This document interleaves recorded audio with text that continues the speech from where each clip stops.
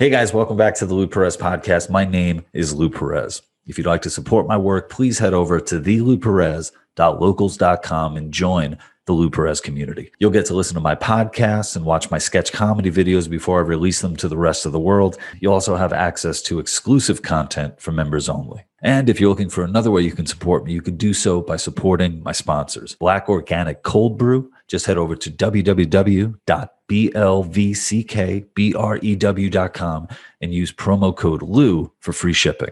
And if you're into CBD products, please check out Paloma Verde CBD.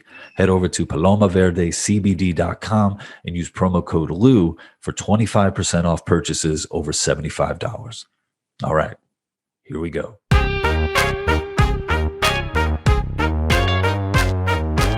I am joined by an author, a host, and a friend of mine. His name is Stephen Kent, and the book that is out right now is called How the Force Can Fix the World. There we go.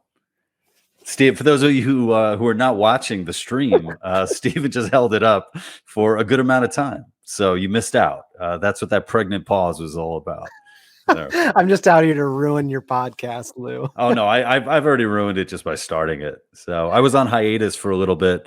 So I think you're my second podcast back, and on the first one, I apologize to everybody who was listening because it's like I haven't spoken to people in months. So I'm relearning how to speak. I'm almost like a stroke victim. I've taken numerous unannounced hiatuses from my podcast to focus on my consulting business, where part of my consulting is helping people launch podcasts and teaching them explicitly not to take unscheduled hiatuses from the podcast that they start, or they will be doomed to failure. So it's all do as I say, not do as I do. Life happens, man. You gotta sometimes tend to other things. Sitting down to tell people about it, that could only take 5 minutes, but you know, that's too much time. Well, one thing that I want everyone to know about you is I'm very fortunate to have friends like Stephen in my life, because anytime Stephen reaches out to me, it's never to like borrow money or for me to do him a favor. It's always for a really cool opportunity. And Stephen does such a wonderful job of being that kind of friend. So because of Stephen, I made my network debut on Fox News Primetime earlier this year. And then I also got to be a guest on his show on the Rightly program, the Rightly program. He hosted a show on Rightly on YouTube, and I got to go down to Washington, D.C. to be on it. I'm sorry to say that the show is no longer. Maybe you could just bring us up to speed on that. Well, you know, I'm so glad that you feel like I've brought some value to your life, and I do try to be that kind of friend. And so I was wondering if you could maybe return the favor. You have a lot of experience as a comedian with unemployment. So I'm on my first week of it. Any tips? Well, I got to say, I am not that kind of friend. So I cannot help you. No, I think anytime you lose a gig, or you do something, like you were with the program for like 9 months or something like that. I did about 10 or 11. Yeah. It's a good stretch. And I think especially when you see an opportunity like that, I think you called it like sort of like, leaping, into the darkness. Is that how you called it, or taking a chance? I would call it something like that. Yeah. And you put so much behind it. And I think you just need time to allow the, dust to settle and to start to see the other options that are out there that were always out there, but you were focused on, on this project. And I know that you're the type of person that, you have a lot of options. When you're in a job, I've never been good at this about maintaining sort of tunnel vision and blocking out all of the things that you could be doing. I'm the kind of person who, when I was working in like digital comms and I was like doing social media management and stuff, I would spend a quarter of my day, even in roles that I enjoyed, looking at opportunities on the side. Mm-hmm. And you start seeing things on LinkedIn, which is just awful for your focus and productivity. All the jobs that you could be doing. And then you start thinking about your resume, and then you start making changes, and then you start applying to things, even while you're in a job that you like. And I found in this year doing a show, hosting a show, which you're familiar with it in general, the creative process of trying to build a platform, write shows, put things together. You cannot afford to be doing that. You can get away with that at some desk jobs, but in a creative part of work, you just can't be thinking about other things. So I fully committed myself to it for 10 months and closed myself off to other opportunities. And yeah, I'm 2 or 3 days into the world being back and wide open again. And it's actually kind of funny. I feel great. Like I am really sad that the job is gone and that the show is over, because I loved doing it, having friends like yourself on and others. But now it just seems like the world's wide open again, and I'm actually kind of excited by it. So No, it I'm was, I'm I'm yeah. happy to no, I'm happy to hear that, because it could be, it could be real easy to just sort of lie in bed, with the covers drawn over you and just be like, what, that this will never happen again, and all that. And it's just that's just not the case. And also, I mean, you're in a position too, something to be really excited about is, you have your book, How the Force Can Fix the World. And you went on a little tour. How long was your tour, your book tour? Yeah, I did about 2 weeks of road shows and dinners and happy hours dedicated to promoting the book. And I'm really excited to say I've got dates on the books for 2022. I'm going to be in Austin, Dallas, Las Vegas, and Phoenix at different times during the next year to do sort of dinner conversations and book talks. So there's a lot more to come. I did 2 weeks pretty much back to back of crisscrossing the country. And I think the most gratifying experience possible was going all the way out to Los Angeles, where I don't have many friends. I don't have many people in LA. Just I can count them on one hand. No one who lives in LA has friends. Yeah, that's also true. Yeah, just professional acquaintances. And I went out there and I had a packed house and a line for a book signing that took about an hour to get through. And I'm still coasting off of that excitement. People like Star Wars, apparently. So. That's what the Force Yeah, the means. Force can fix the world, and it's not a force, it's the Force, and The Force. a book about why Star Wars matters, and turns out it does still matter. So the premise of the book has been upheld. Yeah. How did the book come about? When did you decide you were going to write it? So I've been a Star Wars podcaster since about 2016. I started a program called Beltway Banthas, and it was dedicated to interviewing politicos, like politicians, media professionals, people who work in and around politics, about being Star Wars junkies. And so I would talk to far right people, far left people, libertarians, everyone, about why they love Star Wars, why Star Wars plays a role in the way that they think about the world, maybe their political viewpoints. And then the show was about tying it all together and being like, if a socialist and a libertarian both love Star Wars and they both see it as a story about freedom, why can't we agree on what freedom is out in the real world, IRL? So the show is about how Star Wars kind of mediates morality in a really useful time when we have very few ways to talk about shared values. And then the book was an extension of that. It was taking all of the lessons about how Star Wars means something to so many different people and then condensing it down into 7 virtues that we can all understand and find value in. Yeah. And you think about, just something like a cultural, touchstone that everybody can have a piece of. It's sort of, it seems like we're getting farther away from having those big, those big things that we could all, sort of share in. Yeah, I mean, every civilization has to have their version of Homer's Iliad or Virgil's Aeneid. Like you've got to have heroic tales that unite your people around a shared sense of right and wrong, dragons that you can slay, We've all got to have a King Arthur, and even down just like to civics, right? You have to have a founding story as a people. That's why 1776 matters. And even if it's a noble lie, like having these grand stories like the founding as an American to seize on, because it's what helps us not be just atomized individuals, but be a people. And we have to be a people if we want to have a society together. And Star Wars, it's more than just a goofy kid's tale. It's been around for 40 plus years, united 4 generations of fathers and sons and daughters and mothers around good and evil, what it means to be a hero, how to be brave, all this stuff. And I would be willing to bet in 1,000 years, people will still be talking about Darth Vader. I don't think they will be talking about Doc Ock and the Green Goblin.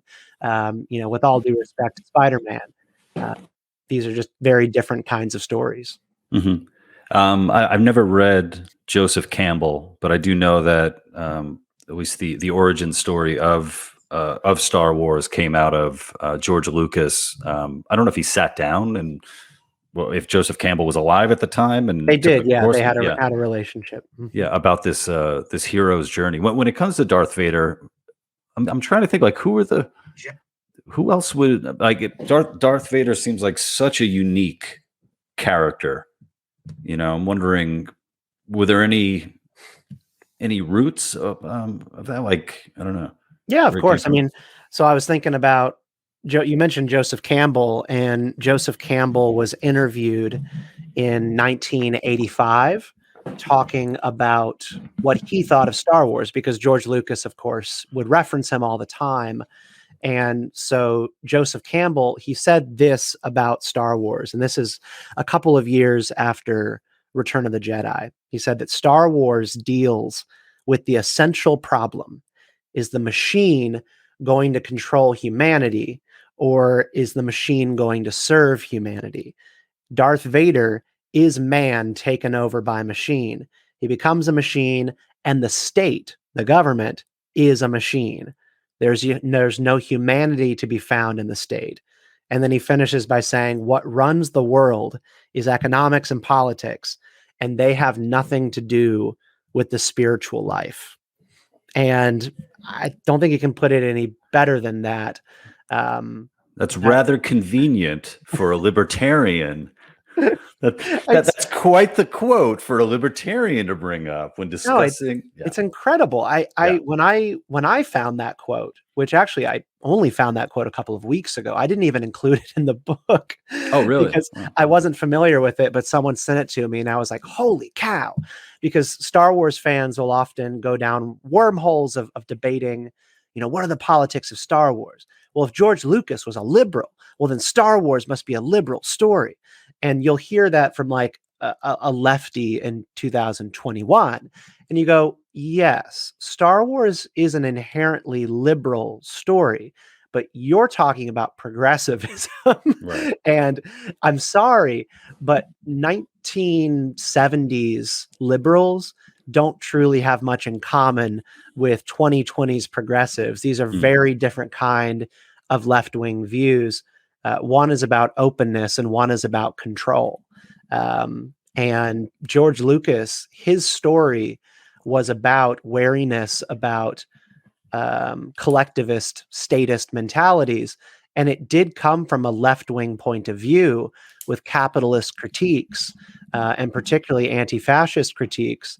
But those lessons, those liberal lessons of the 1970s and 80s are a indicting, scathing review of the kind of leftism we have today, which is all about sameness and thought control. So I kind of reject the idea that because Star Wars is a somewhat liberal tale, that it is a rubber stamp for leftism today.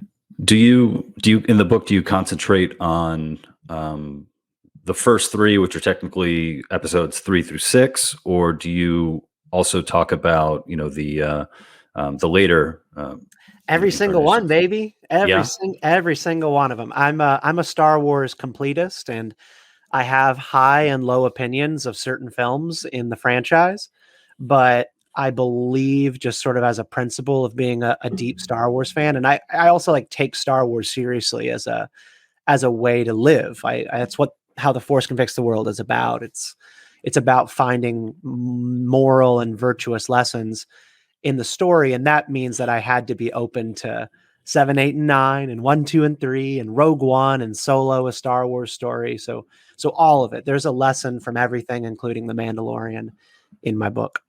Yeah, I'm not up on all of them. I don't know if I told you this, but I had never seen the originals, like New Hope and Return of the Jedi and all that. Wow. I started with, I guess, where you're supposed to, well, you're not supposed to start with episodes 1, 2, and 3, but that's where I started. So I'd never watched Star Wars before. And then for some reason, I watched all 3 of those in the theater. Like I actually went to the theater, paid money to see them. And I was like, how was your experience? Well, let me see. I'm thinking back. I think I enjoyed a lot of the visual stuff. I think I enjoyed. Was it Ewan McGregor? I think. Oh yeah, he's great. He's great in those movies. Yeah, I thought he was great. I thought the guy who plays the young Darth Vader was very wooden of an actor. Oh, we've heard that before. Hayden Christensen. He's not Brad Pitt. Yeah. So it was kind of like all over the place for me, where I was like, oh, I like that part. And, oh, that's cool seeing how Darth Vader like lost his legs and was put together. And that's how they put him in the suit. Yeah. But outside of that, I didn't have that very strong feelings towards it. Yeah, and I think strong feelings is one of the strengths and weaknesses of Star Wars as a franchise, because it has endured for so many generations, and that's a testament to how much it means to people. But how much it means to people is also where some of the toxicity, anger, and divisiveness comes from people. So, you can take a lesson on civics from this as well. But, when we're very attached to the past and we're very jaded and disappointed by what's going on in the present, or maybe what the future is going to look like, that can become kind of vengefulness and anger very quickly. And that's where in Star Wars fandom, a lot of that disappointment comes from. And it really does breed a pretty rough fandom. All Star Wars fans are usually occupied by yelling at each other on the internet, or, when you ask somebody, what is your favorite Star Wars movie? They pause and then they go, well, I'll tell you what I hate. I hate this movie. And that seems to be the experience of a lot of Star Wars fans and outsiders today, is just the negative side.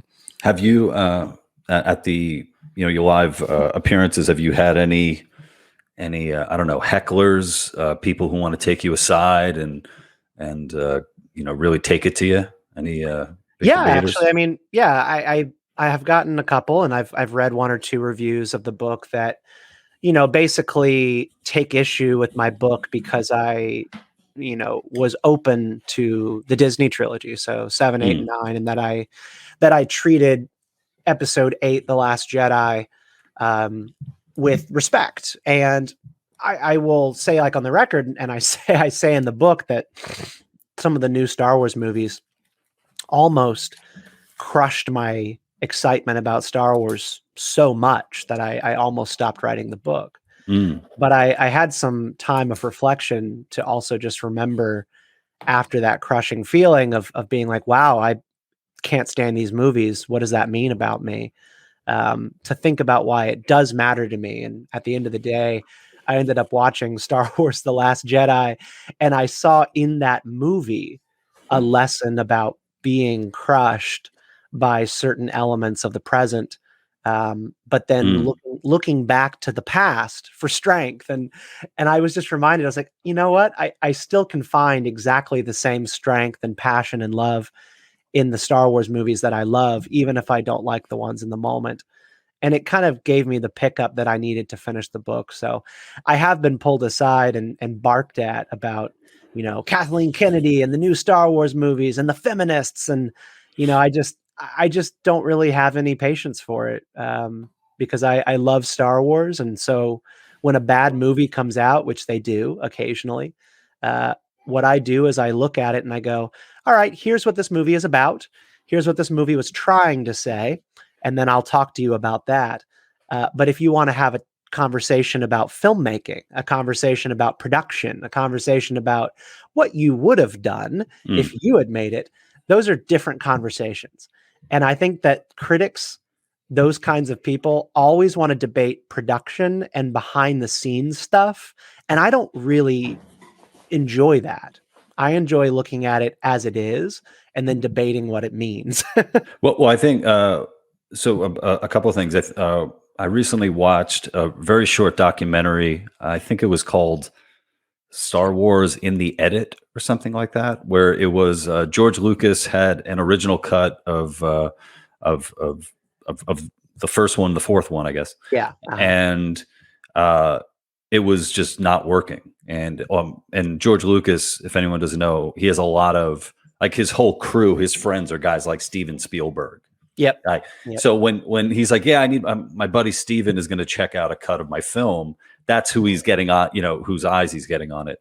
And ultimately, this documentary argues, and I think they do it pretty well. George Lucas's wife at the time saved the movie in the edit. She did such a wonderful job editing it. And for anybody out there who is interested in Star Wars or just interested in storytelling and pacing, I think it's a really good lesson there.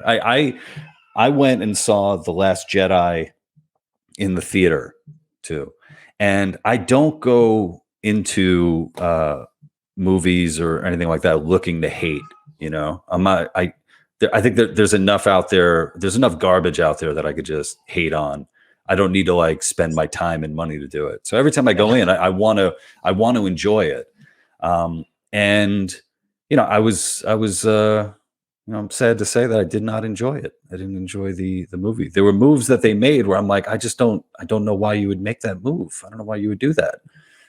Just storytelling wise. But yeah, I don't know, the amount of vitriol it got. I was like, part of me was like, oh, was that infecting me?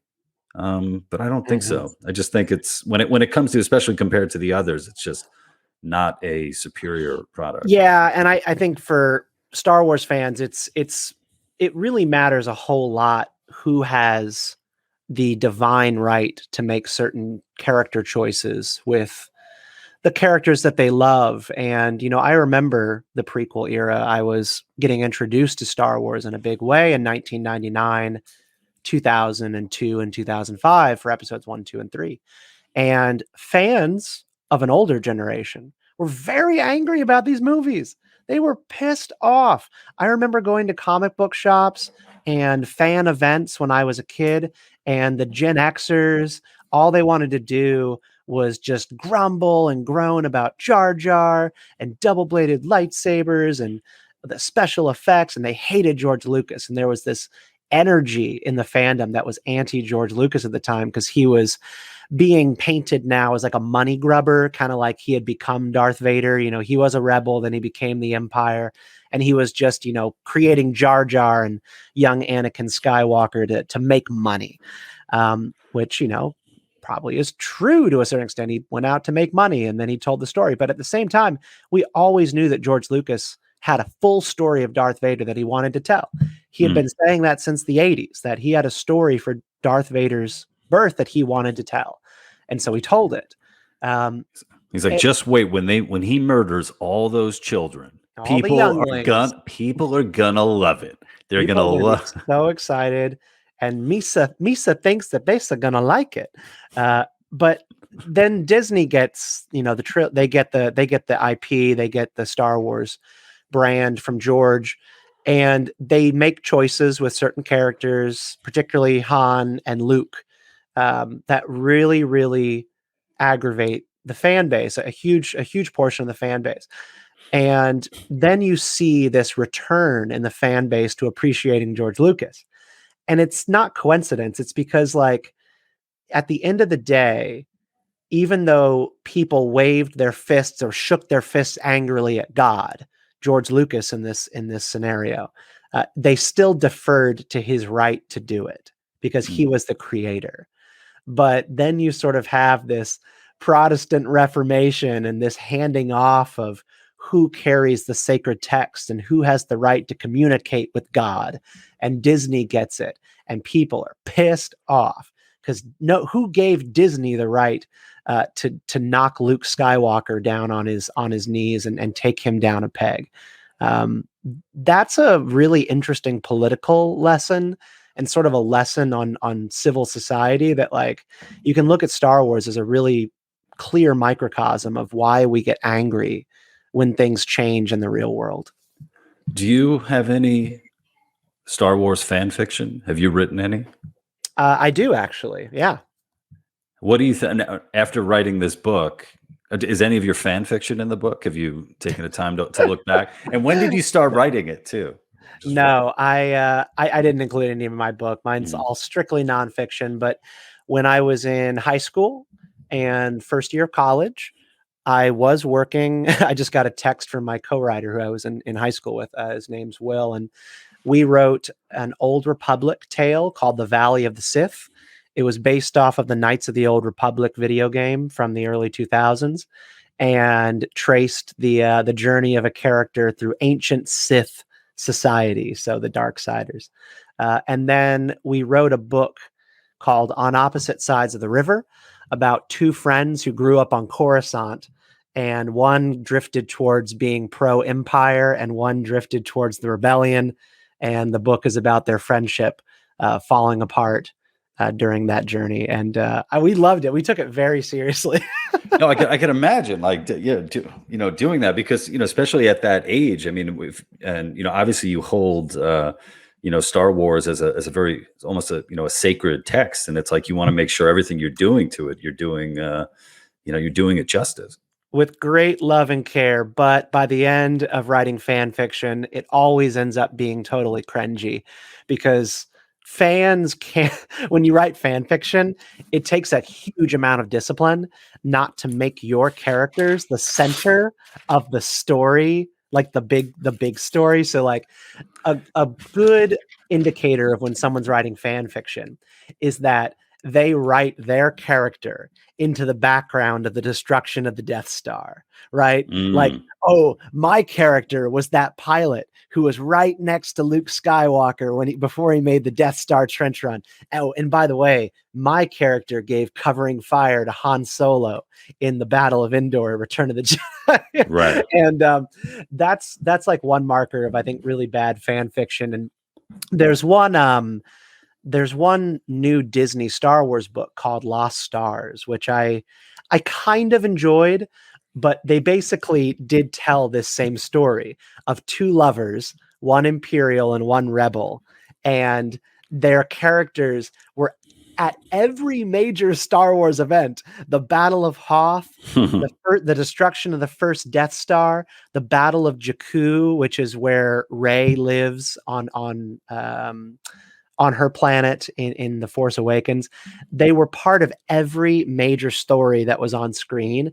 And it just makes you want to put your head through a wall because that's not respectful to the main stories. Mm-hmm. A good fan fiction takes a completely new direction and plays in the sandbox, but doesn't try to center your character in another person's narrative. I can't imagine writing fan fiction, especially for Star Wars, and it not being erotic. That might just be me, but I think there's just too much there, and not enough. I don't think there's enough sex in the series. Just in the Lost Stars book. The Lost Stars book that I mentioned was a teen romance novel, and it involved some sex, and it was the first Star Wars book I had ever read where two people took each other's clothes off. Right. And I was like, damn, in the caves of Tatooine, things are getting even hotter. Nice. It was kind of cringy. Everybody just sounds like a Wookiee when they're getting it on. Is there is there any like interspecies mating in Star Wars? Are they doing anything like that? 'Cause I mean, I don't want to bring up Star Trek. I might have any to, good but fanboy to do that, wants to get with a Twi'lek. So a Twi'lek in Star Wars. Oh, I God, think I think these are the most. How do you spell that? Twi'lek. TWI apostrophe LK. Oh, These are the most erotic and attractive characters in Star Wars. Twi'lek. They are aliens, and both the males and the females have like long tentacles on their head. And the females are known and kind of depicted in like an Indian, Middle Eastern kind of vibe. I see them. Yeah, I just looked it up. I would totally have sex with whatever that is. Totally have sex with a Twi'lek. Twi'leks made their first kind of like big appearance in Return of the Jedi as a slave girl dancing in Jabba's palace. And I think from that point on, there have been dozens and dozens of Star Wars porns made. I'm looking it up right now. You didn't even have to say it. I immediately put Twi'lek in porn, and Jabba is having Jabba the Hutt is having a feast. If anybody wants to look that up, you can find all sorts of Twi'lek porn. So yes, there is absolutely interspecies mating. And in the most recent Star Wars animated series, Star Wars Rebels, they did canonize, for like one of the first times that we've seen on screen, the main character, Hera, who's a Twi'lek, does have a child with a human male named Kanan Jarrus, a Jedi. And the child comes out human, but like with green hair. So I think when a Twi'lek and a human get it on, you'll get a little bit of crisscross in those characteristics, which is fun. Yeah, I'm trying. I just looked up Twi'lek twerking, which I think would go really well. And I don't see a lot of Twi'leks, but I do see a lot of twerking. I'm using DuckDuckGo. Maybe you guys will have a different, have more success on the other side of that. You'll find a really, really wonderful and intimately made exotic film, if you dig deep enough, of a Twi'lek Sith Lord romancing her master. So, Mike, just 5 minutes on Pornhub, you'll find it. There, 5 minutes. Wow, 5 minutes. I'm sorry, actually, that's a long time. Seconds. Yeah, 5 seconds. If you can last 5 minutes. Right. Well, that's a part of the Jedi. They take a vow of celibacy, right? Isn't that one of their things? Not explicitly. They take a vow of non-attachment. So they just like love him and leave him? Well, yeah, and so there's actually a lot of Star Wars fan fiction, and if you spend time on Star Wars Twitter with like the deep Star Wars fans, there's a sub. Is this like Black Twitter? But yeah, like Black Twitter, but Star Wars Twitter, and then there's like SJW Star Wars Twitter, and there's right wing Star Wars Twitter, and SJW Star Wars Twitter is pretty into romantic fiction for Star Wars, and they talk a lot about like actually Jedi would have had sex lives. And I've read all of these tweet threads many times, but like they will argue that Jedi obviously had sex lives with each other behind the scenes, because Jedi were about non-attachment, so they had open relationships. They weren't covetous. And I as a conservative, I believe that is fan fiction about life. I don't believe people can. It takes like 10% of the population, if that, can be non-attached about sex. I think that's a lie that people tell themselves, and it almost always ends badly, except for the one dude in a fedora who is really good at open relationships at the expense of all the women he's sleeping with. We should, I want to talk a little bit about that. I'm just imagining, just Jedi masturbation. It's like no hands, just kind of going for it. I remember, I think when I was younger, and I would try to go see how long I can go without masturbating, and it was like, well, if I'm not touching myself, then it doesn't count, and it doesn't count. And also it's an easier way to stop yourself if you're not. I mean, that's why you fuck the pillow, Exactly, man. I didn't do anything. All I was doing was just moving, and then it happened, and I need to wash my pillow now. So Yeah, my poor mom. There was I think at one point I'm one of 5 boys, so there were 4 of us in the house, and my dad too. So I mean, who knows what that old guy was up to? But man, the amount of semen my mom must have had to clean, in the laundry. It's Yeah, I always did worry about that. And I also had this nightmare about like if there was any left on the toilet seat that a guest might get pregnant. oh wow. I that was my worst nightmare was any leftover. What if my sister gets pregnant? And thank God never happened. Yeah, yeah. Oh yeah. I mean, yeah. I got that at that time when you're first you're experiencing like the different surfaces. And I remember at points being on my knees in front of the toilet with my penis on a very cold ceramic toilet bowl, and like this is new. This feels interesting. You're not supposed to fuck the toilet. That's not how it works. You're not supposed to make contact. I really want that. I think that should be a new catchphrase. You're not supposed to fuck the toilet, Lou.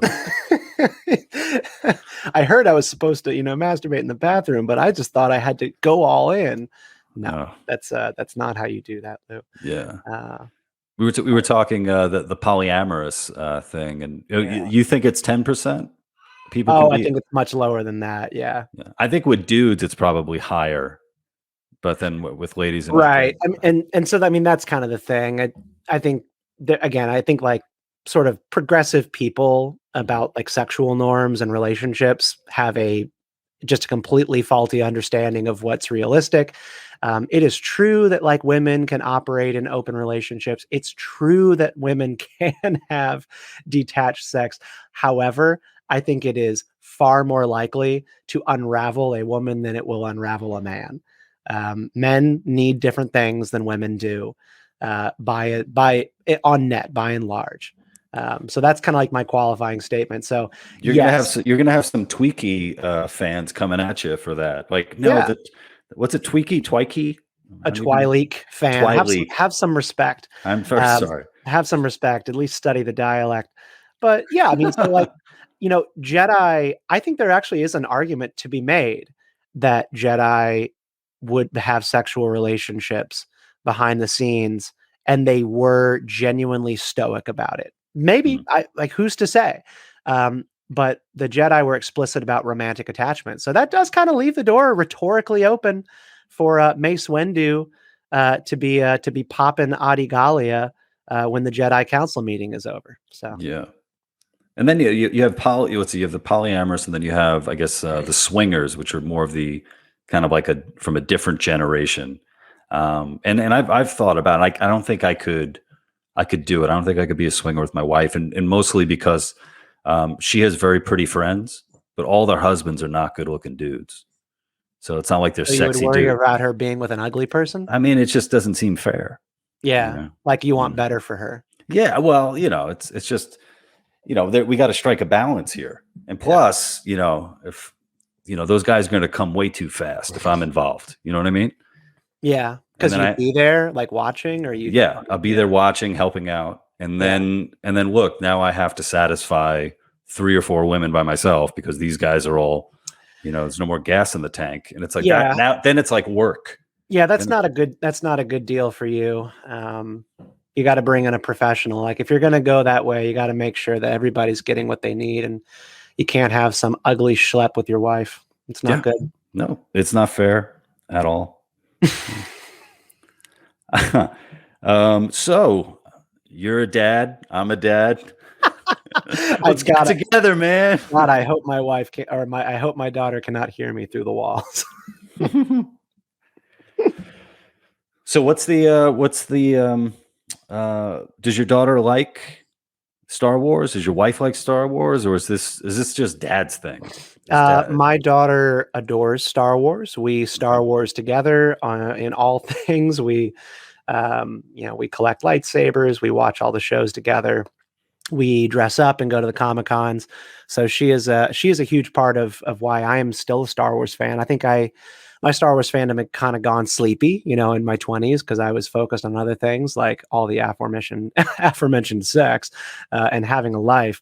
And when I had a daughter, it just kind of all came pouring back because I wanted to share the sacred texts that made me who I was. My wife, she likes Star Wars and she watches it with us. And she does generally just love Han Solo and is like really into the Han Solo character, which I get it. Harrison Ford is dashing. She has a bucket list tattoo. Like she wants to get Han Solo's blaster on her thigh, like a gun holster on her thigh with Han Solo's iconic gun. And honestly, I can't think of anything hotter. So I really hope that tattoo gets made soon. There's something about a thigh tattoo that is very hot. There was a time where I really liked the thigh tattoo, and then also when the girl has like a side of her head shaved, so it's like long hair, and then the side of her hair is shaved down. Yes. Yep. Yeah. That's I'm not making requests. Wait, do you and I have the same type? Side head shave girls. Get that side head shave and the blaster on the thigh. Yeah, tattoo of Han's blaster on the side with a side shave and comb over long hair. That's where it's at, buddy.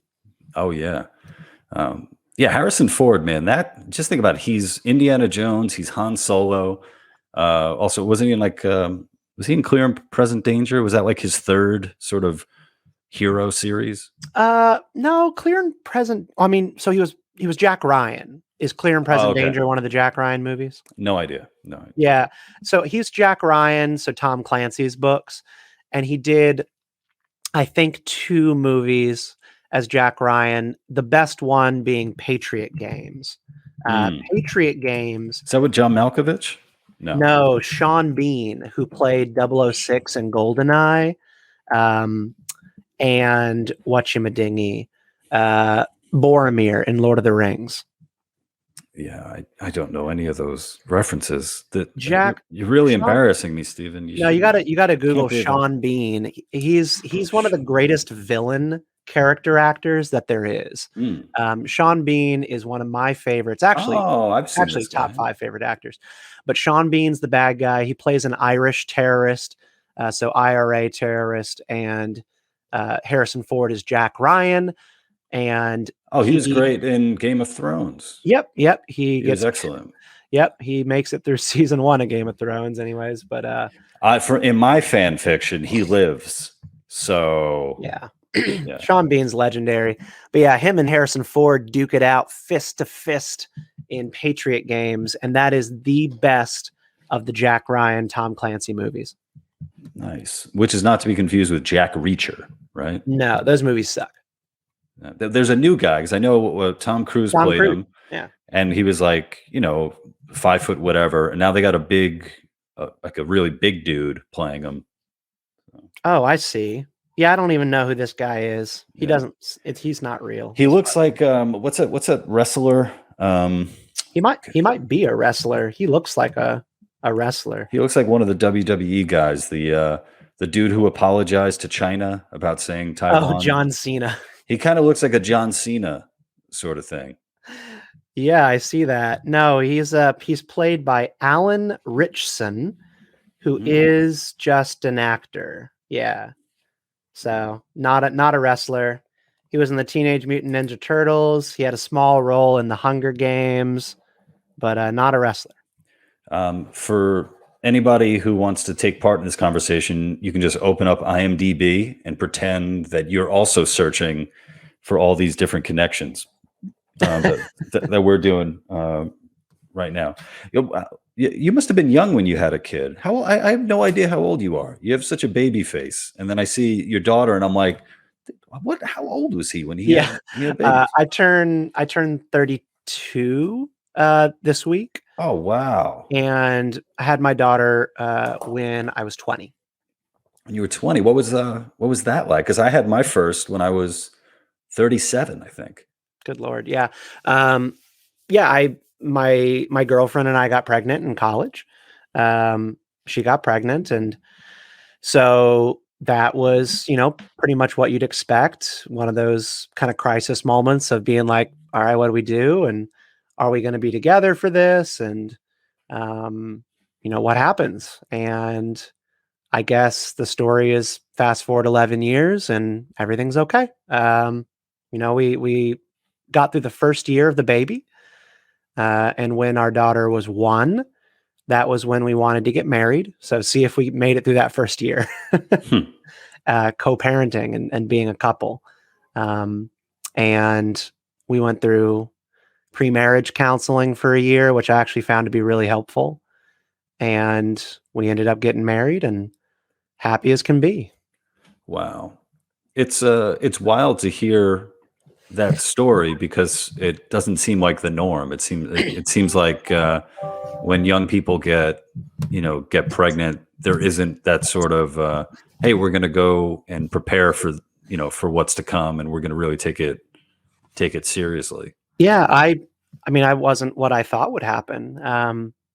So this is a longer story, but I fancied myself a conservative Christian at that time in my life. When she got pregnant, and I fancied her to be a kind of non-political left-wing type and an atheist. And I think she's an agnostic still today, or I would call her an agnostic. But when she told me that she was pregnant, I kind of assumed that she was going to terminate and that she would nix it, and my problem would be solved, because I thought that's kind of what she believed in. As someone who is more lefty and someone who didn't believe in God. And I remember distinctly feeling, and I view this with contempt today. I feel very badly about it, but I kind of thought my problem was going to be solved. And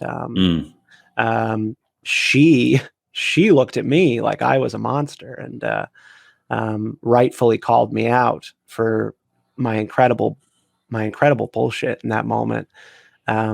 And she didn't believe in that at all. She didn't believe in that at all. That was not how she thought about pregnancy, and that's not how she thought about life. And she was going to have the baby.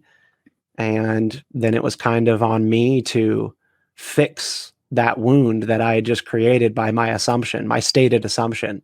And I worked to try to fix it. Wow, man. I think it takes a lot to be able to admit that. But also, I wonder, do you have this where you look back like 10 years ago and then 10 years before that, and it's like almost like completely different people?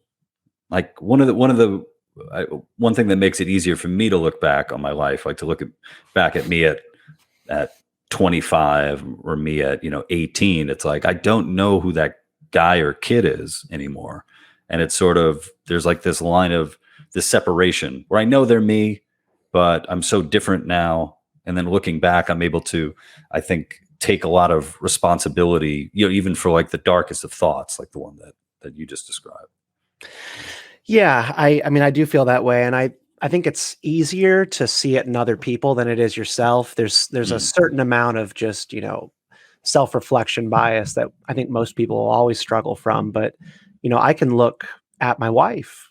She's not the same person that she was 10 years ago. I love her, even more for it. Like the person that she's grown into is beautiful, confident, outdoorsy, involved in the community. And she used to be kind of a shut-in, just didn't do anything and didn't believe in much. And she's not the same person. And the trick of any marriage is falling in love over and over and over again, not necessarily sustaining love, because people will change. And you have to be committed to, aware, and interested in falling in love with the new person that your spouse is going to be over time. And for some people, there will be lots of changes. And my wife's pretty open with this, so I don't feel bad saying it, but she has bipolar type 2, and pretty manic depression. And I'm dealing with a different person every couple of weeks. And that takes a lot of patience and interest in being there for the journey and being along for the ride, and throwing out of the mind the idea that you're going to have continuity. The only thing that I expect continuity in is faithfulness, and the rest, I don't expect anything but, patience and love. So I think for myself, I do know that I'm a different person today, but I also am, every day I am angry at the ways in which I'm still the same. The same struggles that I still have, the same addictions that I still have, the same voices in my head that push me to do things I don't want to do, or would rather not do. I still wrestle with those same things that I wrestled with 15 years ago. And so that's the thing where I get more frustrated at the ways I'm the same rather than the ways I'm different. I wonder where you would be right now if, I'm not even saying that your wife had terminated the pregnancy, but if you didn't, get pregnant at that age, sort of where would you be now at 32? Because it seems like you're a lot more mature than I was at 32, and that's me almost 8 years ago. Where I wonder, do you ever think about that? Where you might be? Oh yeah, I think about it all the time, and I am so grateful. I'm so grateful that my 20s were completely disrupted by the having of a child and the burden of responsibility, because I remember clearly where I was at when that happened. And I was on the precipice of breaking off the relationship that I was in with the woman who's now my wife, and going all in on gallivanting, being promiscuous. I wanted to, experiment with drugs. And I was ready to kind of let loose. I was like at this point where I was really ready to just go all out and give in to some of my worst habits and inclinations, which for me would have probably been, just promiscuity and self-gratification and sex and all that stuff. And it pumped the brakes. It threw the brakes on completely, and it forced me to get a grip. And a grip I got. So I'm very anxious and uneasy thinking about where I would have gone had that not happened. I look at it as something that saved me. Well, I think you have another book there. You might have another. Have you thought about that, or doing a book that sort of? Yeah, I have thought about it, but I kind of don't know how to tell that story in a way that doesn't come across as overly preachy. And I don't know. I feel like I need a little bit more of the journey before I tell that story. Because I want to write a parenting book, but my daughter hasn't even hit her teens yet. So I kind of feel fraudulent writing a parenting book when you've only been through the greatest years, like things, I have to imagine things are about to get really hard. She's 11, and, I'll maybe revisit it in 5 years when I've successfully navigated negotiating with a teenager. And same for my marriage. We're 11 years in, but I guess I'll always feel like, maybe when I hit 20, maybe when we get to 30, then I can say I'm an expert or someone who's done it. But I think that might be a lie. Like that might be imposter syndrome kind of speaking, because to make it to 10 years is a huge accomplishment. And to make it through marriage in your 20s when it was unplanned is a huge accomplishment. And so I do have a book that I want to write. I think it would be called Rat Millennial. Rat Millennial. Rat Millennial. Is that the year of the rat, or Year of the Rat? No, I'm a rat millennial. And it would just be a book about responsibility and, stepping up and not being a rat millennial.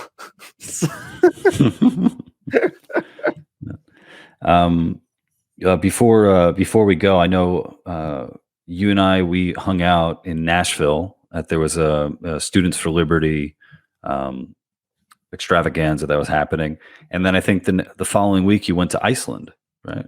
Yep. Mm-hmm.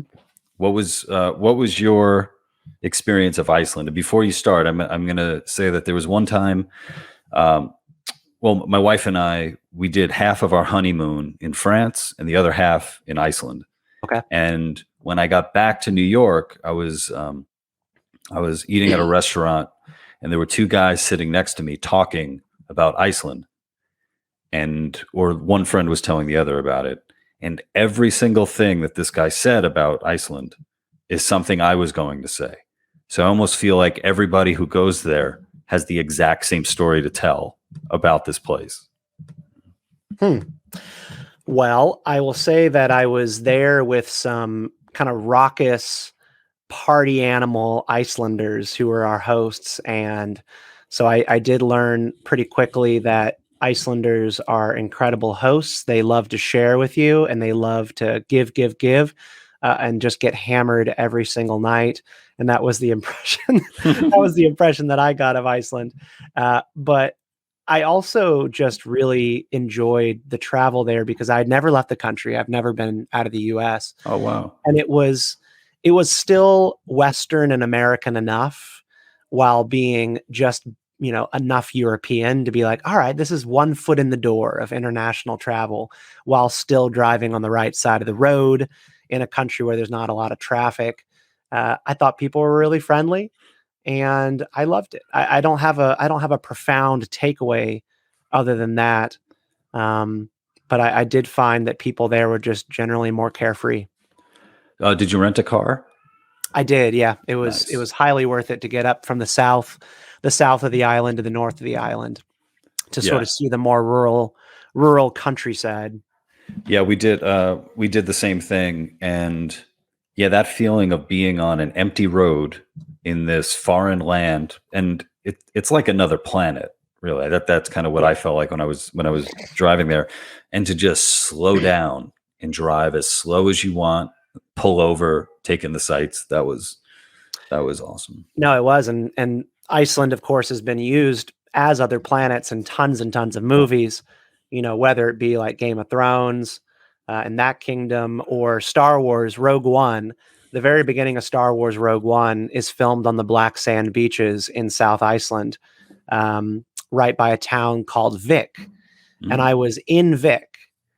I was like at a gift shop, like at a gas station, and I was 5 stinking minutes away from where they physically filmed a scene of Star Wars Rogue One. And then I only learned about this after I was 3 hours away back at the hotel. And I was like, God damn it. This is your second Joseph Campbell perfect quote moment. It was my moment, and I blew it. I blew it, Lou. But next time I go back, I'm going to go back to the scene where they filmed the beginning of Rogue One, where director Krennic visits Galen Erso and says, Galen, farming? A man of your talents? Really? That's what it's all about. I was also going to say, if you didn't, did you have any lamb? I had whale. I had whale and puffin. And puffin I found to be sour and kind of grody. But whale was good for exactly the reasons that it is mostly illegal around the world. It was tender, melts in your mouth. It was steak, but better. Wow. And I absolutely understand now why there's a black market for whale. Well, you know what? I gotta say, my hypothesis was incorrect. You had a very different experience of Iceland than I had, and just in your dining experiences, doing the whale, doing the puffin. There's a children's show, no relation to Iceland, called Puffin Rock. For those of you who have any newborns out there, and it's an Irish show, and one of the characters' name is Una. She's a little puffin, and if we had a daughter, we were going to name our daughter Una. So Una. Oh, is that another character from Star Wars? Avatar: The Last Airbender. Sorry, I'm a never-ending cascade of childish pop culture references. You're 32, man. Live it up. That's what it's all about. Well, look, Stephen, I want to thank you so much for coming on. Again, Stephen's book is How the Force Can Fix the World. And like I said at the beginning, Stephen is a great friend. He's an awesome guy. And obviously, if you've stayed this long into the chat, you know that you've enjoyed his ideas. And thanks for sharing them with me, brother. Thank you, Lou. Thank you so much for watching and or listening to my podcast. If you'd like to support my work, please head over to thelouperez.locals.com and join the Lou Perez community. And another way to support me is by supporting my sponsors. Black Organic Cold Brew. Head over to www.blvckbrew.com. Use promo code LOU for free shipping. And if you're into CBD products, please check out palomaverdecbd.com. Use promo code LOU for 25% off purchases over $75. All right. Bye.